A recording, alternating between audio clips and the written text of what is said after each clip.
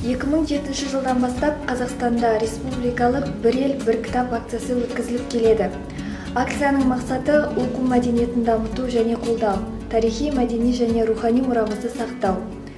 Биылғы жылы «Бір ел, бір кітап» акциясы бойынша 19 ғасыр қазақ әдебиетінің көрнекті өкілі, ақын жазушы Дулат Бабатайұлының шығармалары таңдалды. Дулат Бабатайұлы қазақ әдебиеті тарихындағы көрнекті тұлғалардың бірі. 1802 жылы Аягөз өңірінде дүниеге келген. Ауыл молдасынан оқып, хаттанып, мұсылманша сауатын ашады.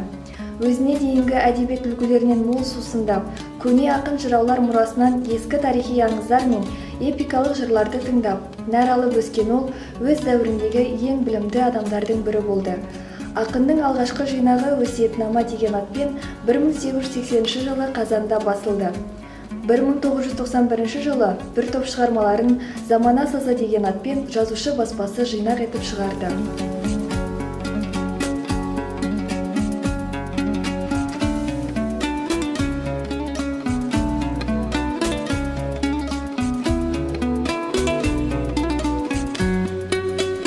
Деген жас қайда жар ойнаған лақтай, қайда кеттің 25, тастан шыққан бұлақтай, 25 барма маңайда жайқалған жасыл құрақтай, 30 кеттің алыстап, толықсыған сынаптай, 35 неге келмейсің көп іздетіп жылатпай, 40 астың кезеңнен сорған қынынан қынаптай, 45 шықтың кезеңге маң-маң басып бұлақтай, 50 қондың ауды тізгіндеп ұстап құлақтай, 60 келдің асаңдап нөсер жауған лаптай, 70 қараң көрінді тұрсағымдағы ұнатпай, 80-нен алған хабардың ызғарымды шыдатпай, көргім келмес 90-ды келіндерге сынатпай, 100 сірә мені қоймассың қараңғы көрге құлатпай.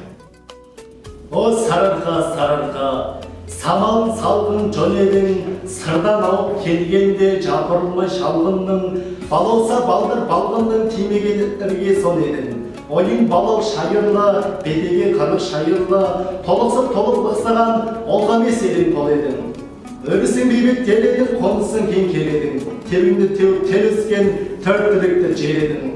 Қом жасап теуіп тойынған, жылқының шабы ұсаған, ыңғанды қой жұмсаған шөбінді сенің татқан мақыламасы сусаған.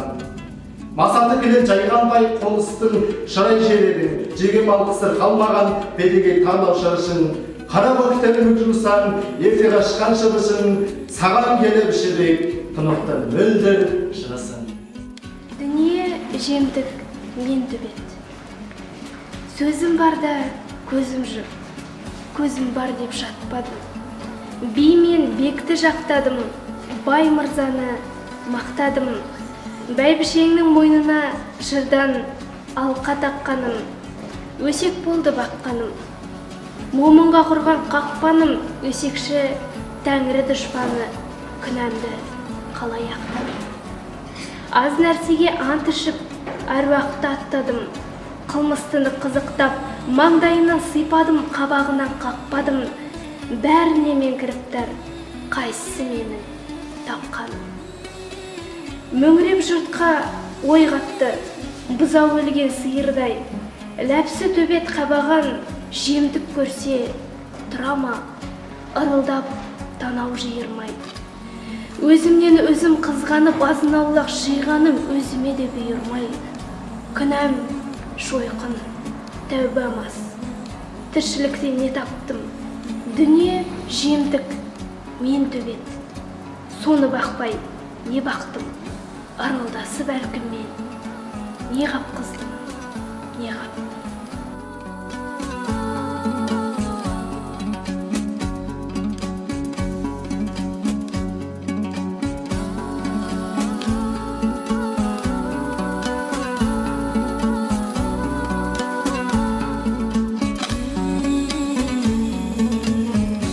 19 ғасырдағы қазақ әдебиетінің аса көрнекті өкілі Дулат Бабатайұлының шығармалары әдебиетіміздің асыл мұрасы. Өз дәуірін барынша батыл, өткір тілмен жырлаған ақын өлең жырларының айтары да мол, көркемдігі де кемел. Жинаққа Дулат Бабатайұлының шығармалары 1880 жылы Қазан қаласында жарық көрген «Өсиетнама» жинағының факсимилесі және ақын туралы әдебиеттанушы ғалымдардың зерттеулері мен жазушылардың пікірлері беріліп отыр. Абай дәуіріне дейінгі қазақ поэзиясын мазмұн, тақырып, түр және көркемдік тәсілдері жағынан байытып, жаңа биікке көтерген Дулат Бабатайұлының шығармалары өсиетнама жинағы негізінде Қазан қаласында 1880 жылы тұңғыш рет ұлы ақынның 200 жылдық мерейтойына орай толық нұсқасында раритет баспасы жарыққа шығарған. Қос кітаптан тұратын бұл томдықта біздің заманымызда бұрмаланған, қысқарған көптеген туындылары, шумақ жолдары қалпына келтіріліп, 19 ғасырдан бері жұртшылыққа беймағлұм, қыруар толғаулары енгізілді. Мәңгілік мұра тағылымын әр қырынан талдайтын ғылыми таным ізденістері де кең қамтылған. Қазақ әдебиеті тарихында көрнекті орын алатын ірі ақындарымыздың бірегейі Дулат Бабатайұлы.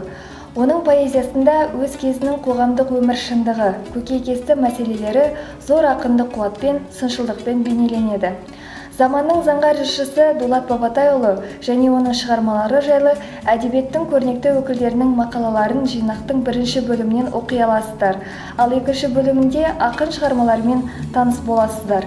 Кітаптың тілі жатық, жыр сүйер қауымға берері мол болмақ.